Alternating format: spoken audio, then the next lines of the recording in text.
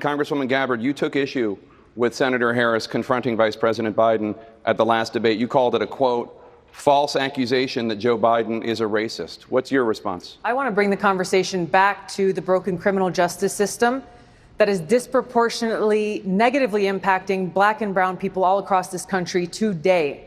Now, Senator Harris says she's proud of her record as a prosecutor and that she'll be a prosecutor president, but I'm deeply concerned about this record. There are too many examples to cite, but she put over 1,500 people in jail for marijuana violations and then laughed about it when she was asked if she ever smoked marijuana. She blocked evidence.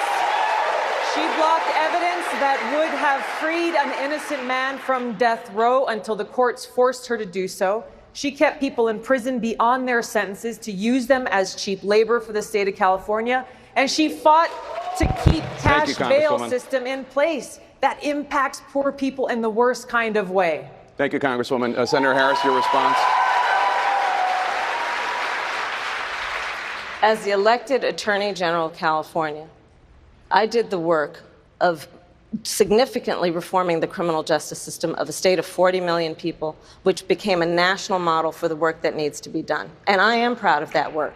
And I am proud of making a decision to not just give fancy speeches or be in a legislative body and give speeches on the floor, but actually doing the work of being in the position to use the power that I had to reform a system that is badly in need of reform. That is why we created initiatives that were about reentering former offenders and getting them counseling. It is why, and because I know that criminal justice system is so broken, that I am an advocate for what we need to do to not only decriminalize but legalize marijuana in the United States. I want to bring Congresswoman Gabbard back in. Your response, ma'am? The bottom line is, Senator Harris, when you are in a position to make a difference and an impact in these people's lives, you did not. And worse yet, in the case of those who were on death row, innocent people, you actually blocked evidence from being revealed that would have freed them until you were forced to do so. There is no excuse for that.